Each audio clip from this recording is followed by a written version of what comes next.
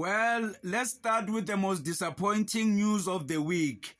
Judge Hlophe, Zuma's daughter, and 58 MK members have been sworn in the parliament as MPs. And I quote, Jacob Zuma's daughter, the former EFF leader and former judge, were among 58 MK elected members who boycotted the first sitting of the National Assembly nearly 2 weeks ago. Umkhonto weSizwe Party MPs stayed away on June 14 after filing a complaint at the country's top court alleging vote rigging in the May 29 election, which the court dismissed as lacking merit.